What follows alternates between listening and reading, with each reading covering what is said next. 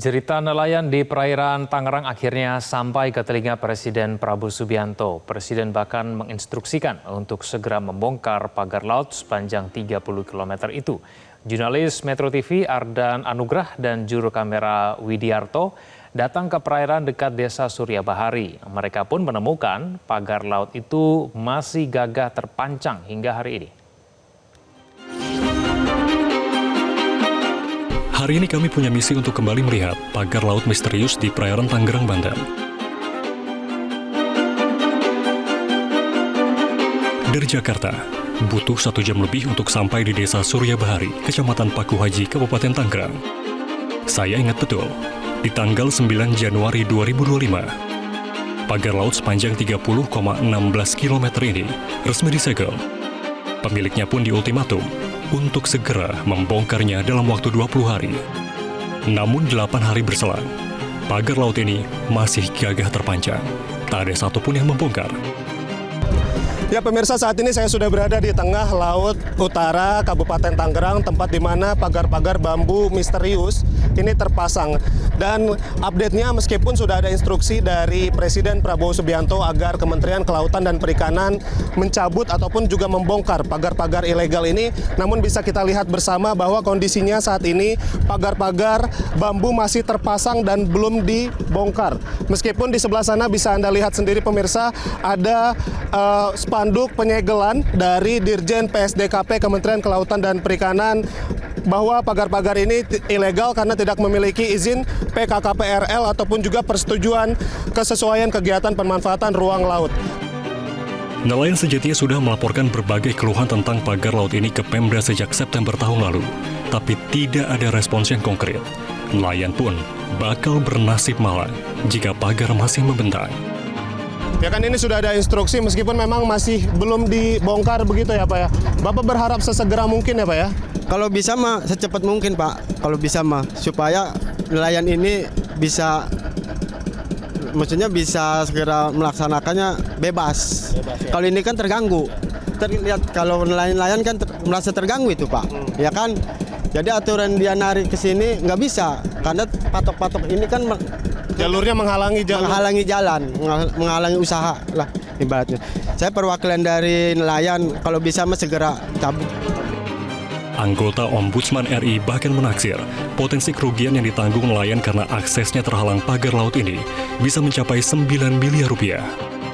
Tapi taksiran saja kalau tadi asumsinya 1.500 saja, saya sudah menghitung dengan penurunan rata-rata 100.000 rupiah per hari. Kalau misalnya melautnya 5 hari ada 20 hari, dikali sekian bulan, 3 bulan aja udah 9 miliar. 3 bulan saja, ini sudah tadi 5 miliar. Kementerian Kelautan dan Perikanan pun sudah diperintahkan Presiden Prabowo Subianto untuk segera membongkar pagar ini. Namun Kementerian Kelautan dan Perikanan mengaku masih menunggu hingga batas waktu yang diberikan. Yang jelas itu kan sekarang adalah objek hukumnya Mas. Itu objek hukumnya ada pagar tidak berizin. Kan? Yang belum jelas itu subjek hukumnya, siapa itu yang bikin pagar. Nah ini yang kita mau speed up karena untuk melakukan pembongkaran itu harus ada kepastian hukum juga. Jadi, jika mau menuruti instruksi Presiden Prabowo, ada 11 hari tersisa untuk membongkar pagar-pagar bambu ini. Tidak hanya mengganggu bagi aktivitas masyarakat nelayan yang ada di sekitar sini, namun juga pagar-pagar bambu ini merusak lingkungan dan juga biota laut yang ada di dalamnya. Dari Kabupaten Tangerang, Ardan Anugrah, Widiarto, Metro TV. Hingga kini pagar laut yang melintang sepanjang 30 km di perairan Tangerang belum juga dibongkar. Ada informasi pagar laut misterius itu akan dibongkar besok. Benarkah sudah ada pihak yang akhirnya mau mempertanggungjawabkan pagar laut misterius itu? Sudah bergabung bersama kami dari luar studio, ada Ibu Susan Herawati, Sekjen Koalisi Rakyat untuk Keadilan Perikanan atau KIARA. Kemudian ada YK Henda Fatika, anggota Ombudsman Republik Indonesia. Kemudian ada Gufroni dari LBH AP PP Muhammadiyah. Selamat sore Pak Gufroni, Pak YK Hendra, dan Ibu Susan. Selamat sore. Selamat sore semuanya. Ya, terima kasih atas waktunya bersama kami di Prime Time News. Saya mau ke Pak Gufroni dulu. Pak Gufroni, kita tahu bahwa PP Muhammadiyah sampai melaporkan kasus ini ke pihak kepolisian. Kenapa harus melapor ke kepolisian, Pak Gufroni? Apakah ada pelanggaran pidana di sini? Ya, memang tadi kami ke Mabes Polri bersama rekan-rekan Koalisi Masyarakat Sipil telah resmi menyampaikan pengaduan ke Bares Krim Polri terkait dengan adanya pemagaran laut di pesisir Tangerang. Pengaduan ini adalah sebagai tindak lanjut dari somasi terbuka yang kami sampaikan pada 13 Januari yang lalu, di mana kami memberi tenggat waktu 3 kali 24 jam bagi siapa saja yang merasa melakukan pemagaran laut agar segera membongkar sendiri pagar bambu yang sudah dibuat dengan sepanjang lebih dari 30 km. Namun sampai tenggat waktu habis tidak ada yang bertanggung jawab, maka dengan terpaksa kami hari ini bersama teman-teman masyarakat sipil melakukan pengaduan resmi ke Mabes Polri. Ya, demikian. Ya, tapi bagi PP Muhammadiyah sendiri apakah sudah tahu siapa sebetulnya subjek hukum yang dilaporkan kepada pihak kepolisian? Tentu kami bersama rekan-rekan koalisi sudah memasukkan nama-nama yang diduga terlibat dalam pemagaran itu dan itu masuk dalam materi pengaduan ya. Tetapi sekali lagi ini sifatnya bukan laporan polisi tetapi bagian dari pengaduan masyarakat. Adapun nama-nama yang kami sodorkan itu adalah sebetulnya nama-nama yang sudah beredar luas di sosial media, ya. Ada pihak-pihak yang diduga terlibat, baik dia sebagai orang lapangan, termasuk juga mereka yang diduga membiayai pemagaran laut itu. Kurang lebih ada 7 nama yang kita laporkan ke Mabes Polri. Ada individu-individu, ada termasuk juga swasta. Mau disebutkan saat ini siapa saja ke-7 orang itu, Pak Gufroni? 7 pihak ya, itu? Sekali lagi untuk memperjelas ya bahwa ini sifatnya pengaduan dan kami berdasarkan apa yang kami lihat di tayangan sosial media dan nama-nama itu sebetulnya sudah tahu ya masyarakat di sana siapa yang terlibat. Misalnya ada nama Ali Hanafi ya, Ali Hanafi yang katanya tangan kanannya Aguan. Kemudian ada Gojali ya. Kemudian ada Mandor Mehmet sebagai pelaksana di lapangan. Lalu ada indikasi keterlibatan Lurah Kokot ya. Termasuk ada 2 nama yang terakhir yang mengaku dirinya ilah yang memagar atau dia mengatakan bahwa ini dilakukan karena swadaya dan dalam rangka untuk mencegah abrasi. Jadi nama-nama itu sudah kita sampaikan ke Barreskrim Polri agar segera ditindaklanjuti informasi yang sudah kami sampaikan. Oke, baik, saya ke Pak YK Hendra. Pak YK Hendra, sampai saat ini masih banyak pertanyaan Pak YK berkaitan dengan kasus ini. Kenapa kok sampai sekarang kita belum tahu secara pasti siapa yang kemudian membangun pagar itu, siapa menjadi pemiliknya dan apa tujuannya. Lalu kenapa kemudian sampai sekarang belum dibongkar pula begitu? Mengingat kalau Presiden Prabowo sendiri sudah mengatakan, menginstruksikan segera diusut dan bahkan dibongkar kalau perlu begitu ya, kurang lebih seperti itu Pak YK Hendra. Bagaimana menurut Ombudsman menilai penanganan kasus ini begitu bagaimana? Ya, Ombudsman mencermati kasus ini sejak bulan Oktober tahun lalu. Dan sebetulnya dari Oktober itu, Dinas Kelautan Provinsi Banten sudah melakukan tindakan monitoring terkait dengan pembangunan pagar laut ini dan melaporkannya kepada KKP.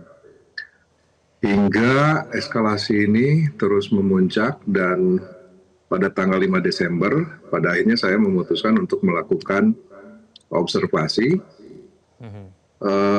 Dan hasil dari observasi itu, Ombudsman melihat ada 2 persoalan, yaitu ada persoalan pemagaran laut dan yang kedua adalah pengurugan di areal sekitar 382 hektar tambak yang perairan tambaknya itu secara sepihak diuruk oleh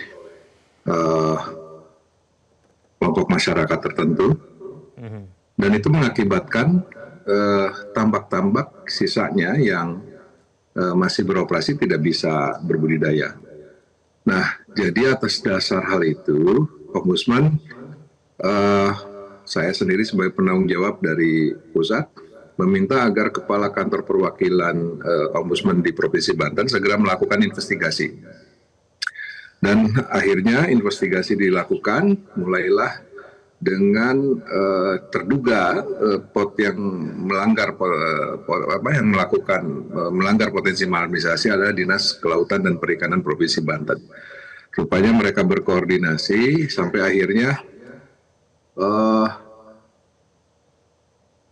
KKP menyatakan bahwa pagar laut ini segel ya, disegel.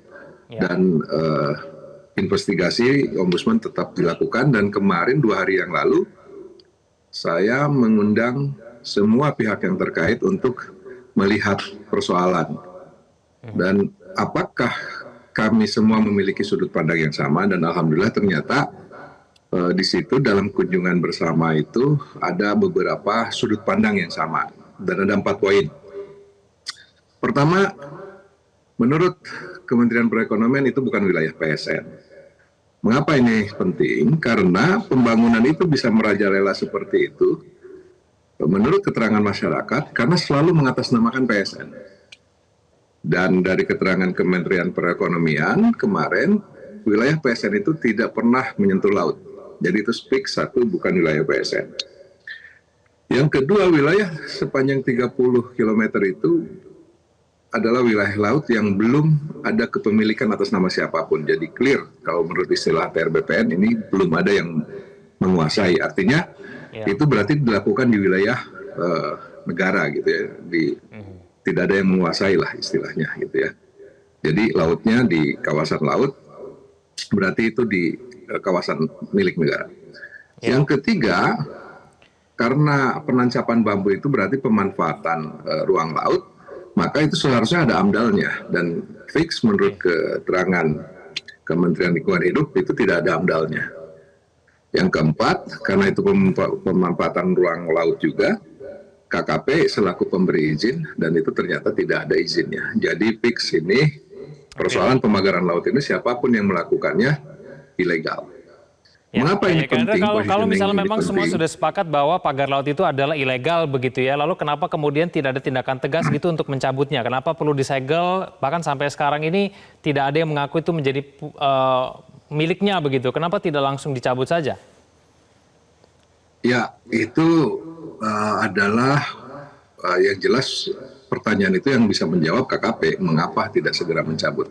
Yang jelas, Ombudsman itu mendorong agar segera ini dilakukan pencabutan, wilayah yang diuruk perairan tambak segera dikembalikan lagi berfungsi, karena pelayanan publiknya di sana. Gitu.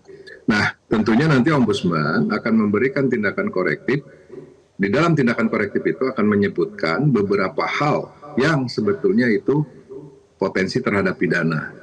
Siapa yang melakukan pembangunan itu jelas potensi pidana. Oleh karena itu APH di sini harus masuk. Tidak mungkin pembangunan sekitar itu tidak diketahui oleh kepala desa, oleh camat, dan oleh pihak-pihak terkait di sana. Oke, gitu. Baik. Pak Yekandra, ada informasi yang beredar bahwa pagar laut misterius itu akan segera dicabut, besok akan dicabut. Apakah itu betul? Apakah Ombudsman menerima informasi itu? Kemarin waktu koordinasi itu dari KKP mengatakan akan ada koordinasi 1-2 hari, artinya 1-2 hari itu berarti hari ini, untuk melakukan koordinasi, dan muaranya udah tidak ada lagi, istilahnya tidak ada lagi wacana lain selain pencabutan. Cuma bagaimana teknis pencabutannya, nah itu mereka akan koordinasi, dan kami juga menyarankan agar dilibatkan juga masyarakat dalam proses ini.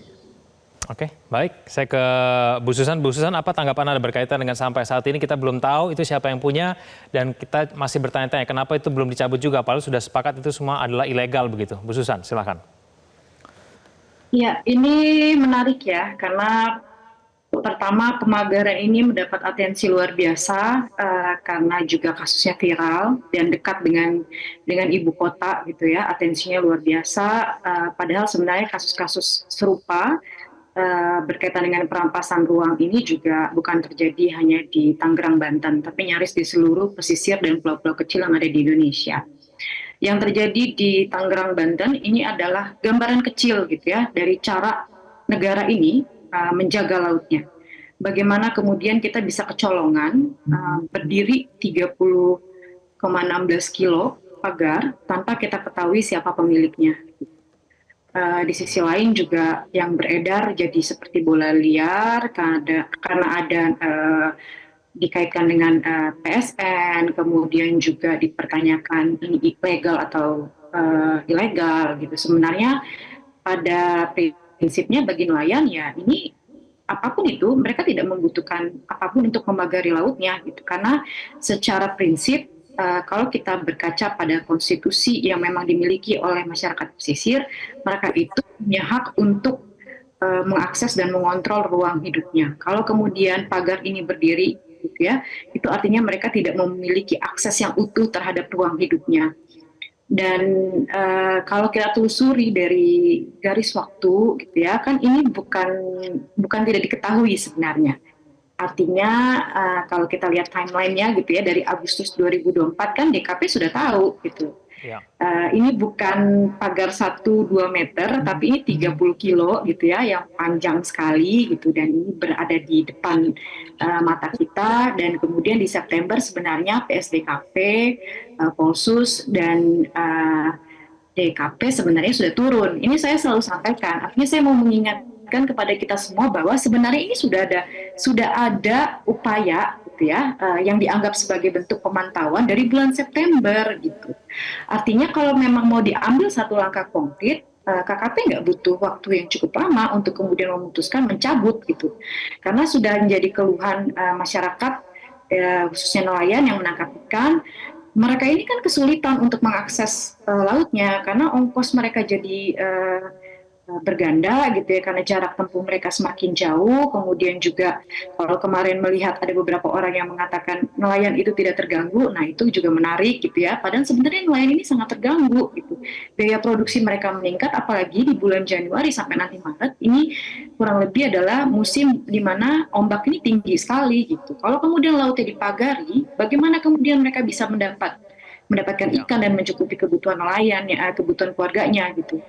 Artinya jangan sampai periode 20 hari ini dijadikan satu ruang negosiasi gitu ya, untuk para pemangku kebijakan, dan arahnya pada urusan legal dan ilegal gitu. Nanti kan kita jadi takutnya ini ujung-ujungnya akan didorong ke izin yang dikeluarkan oleh KKP. Itu sebenarnya menjadi kekhawatiran besar kita semua gitu ya, kawan-kawan di pesisir juga mengkhawatirkan itu gitu.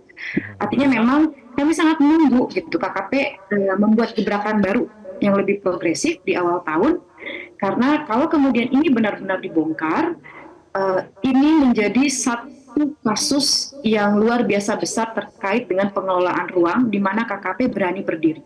Karena di banyak kasus kayak Pulau Pari, Pulau Sangiang, Woni, Rempang, di banyak kasus di Kendal juga mereka nggak se-strong ini, tidak sekuat ini gitu. Artinya ini jadi gebrakan baru dan kita sebenarnya menunggu sekali gitu ya gebrakan baru dari KKP. Itulah kenapa kita hari ini melakukan pengaduan gitu ya, membuat laporan bersama dengan kawan-kawan dari Muhammadiyah dan 8 organisasi lainnya yang ada di koalisi. Ya, Bu Susan, apakah memang kecurigaan adanya negosiasi itu yang kemudian dikhawatirkan membuat proses penanganan kasus ini sedemikian lama, Bu Susan?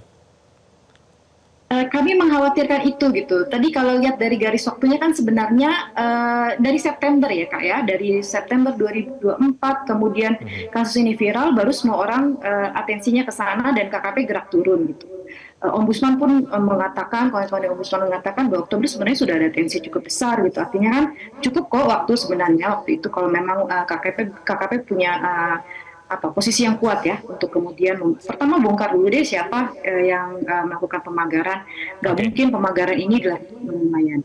Artinya memang yang kita khawatirkan dari periode waktu yang cukup lama ini menjadi ruang negosiasi, dan tentu kita mau dalam proses ini, kalau memang kita tidak ini kan jadi bola liar tadi saya bilang, kalau memang tidak mau ini menjadi bola liar, silakan dibuka secara publik, kasih tahu kami sebagai publik gitu ya, sebagai masyarakat, transparan saja pada prosesnya, siapa pelakunya, kemudian memang tidak ada udang di balik bak dia, tidak ada yang seperti itu ya, artinya usaha-usaha tertentu untuk memakan izin gitu. Itu sebenarnya kita ingatkan kepada KKP, karena percayalah masyarakat sedang matanya semua menuju kepada KKP.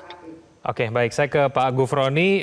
Pak Gufroni, dari hasil investigasi yang dilakukan oleh LBH APPP PP Muhammadiyah begitu, apa saja nih hasil investigasinya Pak Gufroni? Kenapa kemudian pagar laut yang sudah dibangun sejak akhir 2024 begitu ya, Oktober 2024 kalau saya tidak salah, itu kemudian bisa dibangun lalu kemudian baru viral sekarang? Siapa yang membangun itu? Tujuannya apa? Hasil investigasinya seperti apa Pak Gufroni?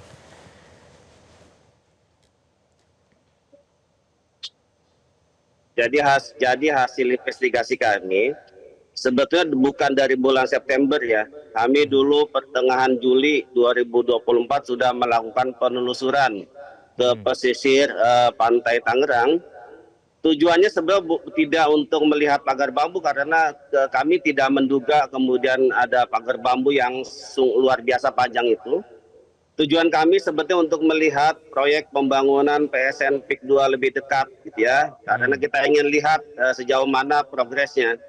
Ternyata memang kita tidak bisa mendekat karena ternyata banyak sudah ada pagar-pagar bambu. Itu pertengahan Juli 2024. Jadi tentu kamilah sebetulnya yang mungkin menyampaikan informasi ini ke publik. Hanya saja memang tidak sampai didengar langsung oleh pemerintah. Walaupun Agustus katanya sudah ada investigasi lebih lanjut dari pemerintah terkait. Itu yang pertama. Kedua, bahwa dalam pengaduan kami ini, kami juga melampirkan beberapa bukti ya.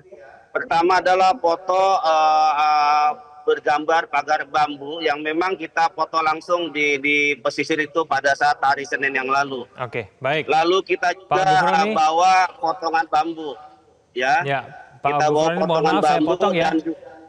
Mohon maaf, saya potong dulu. Kita harus jeda karena kita mau mendengarkan kumandang azan maghrib dulu. Nanti kita akan lanjutkan usai dialog, usai jeda. Pemirsa jangan kemana-mana, kami akan kembali.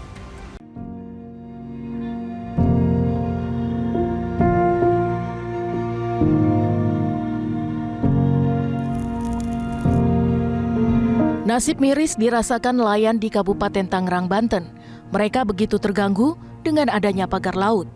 Sejak pagar laut itu dibangun di kawasan pesisir, hasil tangkapan ikan menurun tajam. Mereka merasa heran mengapa pagar laut itu dibangun. Mereka berharap pemerintah segera membongkar pagar laut.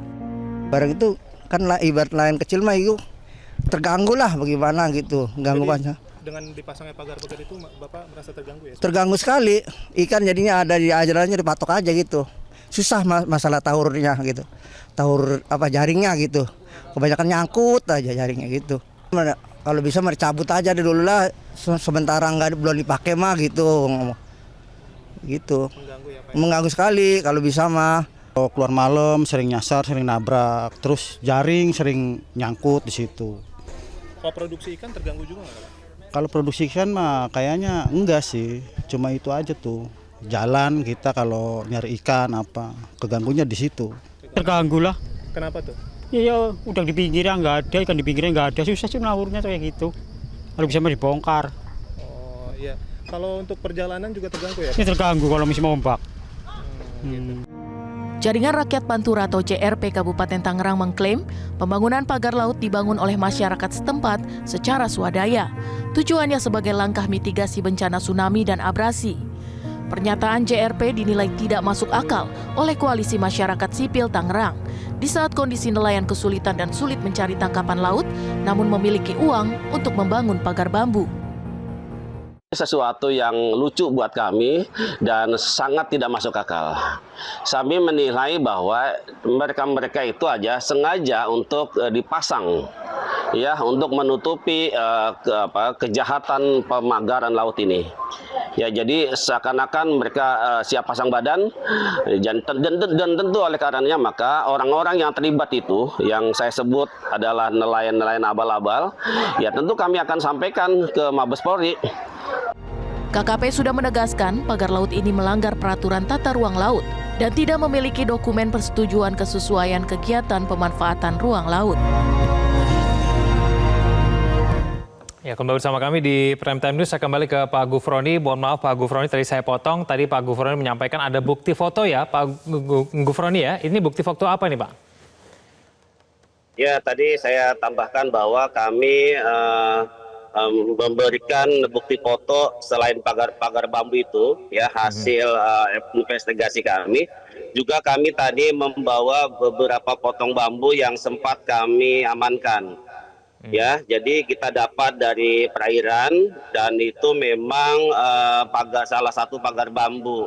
Yang menarik di sini ternyata ini kan yang kita bawa adalah pagar bambu yang sebetulnya sudah mengambang ya, sudah tidak tertancap lagi. Yeah. Dan ternyata di bambu itu ada semacam gulungan, ya gulungan semacam waring yang saling terkait dengan bambu-bambu yang lain. Sehingga memang kami juga kesulitan untuk membawa itu ke daratan. Dan tadi di Mabes sudah kita perlihatkan ke teman-teman media, inilah salah satu kebiadaban yang dilakukan oleh orang-orang yang terlibat dalam pemagaran. Bayangkan bambu-bambu itu sudah ditancap sedemikian rupa sehingga kami pun waktu itu kesulitan untuk mencabut bambu-bambu yang sebetulnya akan kita jadikan sebagai alat bukti di Mabes Polri. Jadi karena tidak bisa dicabut maka kami hanya bisa membawa potongan bambu yang memang sudah mengambang. Ya, sudah semacam waring yang memang dalam rangka sebetulnya untuk menjaga agar pembangunan proyek PSNPIK 2 ini tidak diganggu oleh siapapun sehingga nelayan tidak bisa masuk begitu saja memasuki pesisir pantai utara Tangerang. Demikian fakta-fakta yang bisa kami sampaikan, termasuk juga adalah tangkapan layar dari beberapa sosial media yang di situ ada indikasi dugaan orang-orang terlibat dalam pembakaran laut itu. Itu sebagai informasinya. Ya, Pak Gufron, kalau misalnya memang hasil temuan sudah mulai dibangun sejak Juli 2024, lalu kenapa kemudian sudah sedemikian lama itu dibiarkan begitu saja? Temuannya bagaimana? Ya, sebetulnya kan pemerintah daerah sudah tahu, ya, termasuk juga aparat keamanan juga sudah tahu. Tetapi memang ini tutup mata, ya, karena ya siapa yang mau melawan di tengah situasi orang-orang banyak yang dikriminalisasi. Jadi pemagaran bambu itu adalah bagian dari rencana besar bagi pengembang PSNPIK 2 untuk menguasai lautan, ya, selain daratan tentunya. Jadi daratan saat ini sudah dikuasai, tambak-tambak sudah rata, sawah-sawah juga sudah rata, sungai-sungai sudah ditutup. Ya, kalau tadi sudah disampaikan oleh Ombudsman, saya sudah datang ke lokasi, Pak. Ya, kali yang Duruk itu kami sudah datang, itu di daerah Kronjo, Pak, perbatasan dengan Desa Muncung, ya. Dan alhamdulillah, dan kemudian ini viral dan alhamdulillah sudah ada saya lihat untuk kembali lagi kali walaupun hanya sekian meter. Yang mau saya sampaikan bahwa pemagaran bambu ini tidak sekedar untuk karena dianggap mengganggu nelayan, tapi mereka sepertinya akan membuat semacam reklamasi perluasan daratan, ya, di mana lautan akan dijadikan kapling-kapling untuk kepentingan mereka semua. Demikian yang bisa saya sampaikan. Baik, sebelum saya ke Pak Yeka Hendra, saya kembali ke Bu Susan dulu. Bu Susan, jadi kekhawatirannya apa bagi Kiara sendiri? Apakah memang mengkhawatirkan ini hanya persoalan izin saja, ketika izinnya sudah diurus begitu, sudah diperbolehkan, nanti pagarnya tetap boleh berdiri begitu? Bu Susan. Yang sebenarnya jadi kekhawatiran karena belajar dari beberapa kasus ya, jadi ada satu hal yang selalu berulang. Jadi dibangun dulu, izinnya baru diurus. Kita berharap bahwa ini adalah satu terobosan, jangan terus-menerus mengulangi pola yang salah gitu ya. Kalau kemudian negara abai, akui saja mereka abai gitu, bahwa selama ini pembangunan yang tidak sesuai dengan peruntukan dan kebutuhan nelayan dipaksa masuk, baru kemudian nanti dibuat izinnya gitu. Kita harus merubah pola yang buruk seperti ini gitu, karena ini banyak terjadi banget di pesisir gitu ya, pengerusakan, penimbunan, nanti ujung-ujungnya sanksinya yang didorong adalah administratif. Sebenarnya kalau untuk sudah kita lihat bagaimana orang dirugikan, manusia dirugikan, karena kan yang mereka timbun ini jangan cuma lihat pagarnya, tapi di situ ada bobot berat, ada juga ada sak-sak yang dipasang di bawah itu sebagai penahannya gitu ya. Kemudian ada waring, tadi Pak Gufroni bilang bahwa ini benar-benar merusak pesisir sebenarnya. Ada ekosistem yang kemudian sudah hancur akibat dari pembangunan ini. Nah, kita nggak bisa mengulang hal yang sama. Kecolongan terbesar kalau kemudian kita biarkan tanpa ada atensi yang cukup besar ke dalam kasus ini, ujung-ujungnya nanti izin yang keluar gitu. Ini yang sebenarnya dikhawatirkan oleh kita semua. Sayangnya kenapa ini memiliki proses waktu yang cukup lama, karena memang yang narasi keluar ini kan seolah-olah nelayan tidak terganggu gitu ya. Saya percaya bahwa banyak banget silent majority, jadi orang-orang yang memang menolak tapi tidak mempunyai akses yang cukup, yang sebenarnya harus kita angkat gitu. Tadi banyak yang sudah disampaikan oleh kawan-kawan Metro. Sebenarnya ini bagus karena silent majority ini yang kemudian harus ditampilkan terus-menerus di tengah orang-orang yang berkoar bahwa ini adalah swadaya, ini adalah untuk abrasi dan lain-lain, dan itu semuanya kita tahu bahwa itu kebohongan gitu ya. Ini yang kemudian kita apresiasi kawan-kawan bergerak untuk mendorong secepatnya KKP membongkar tanpa harus memiliki angan-angan untuk mengeluarkan izin, karena percayalah rakyat sedang menatap semua ke kita gitu, ke kasus ini khususnya. Ya, terakhir Pak YK Hendra, apakah Ombudsman merekomendasikan agar pagar laut ini segera dicabut? Pak YK Hendra.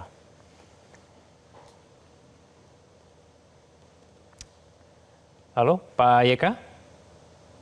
Suaranya belum terdengar?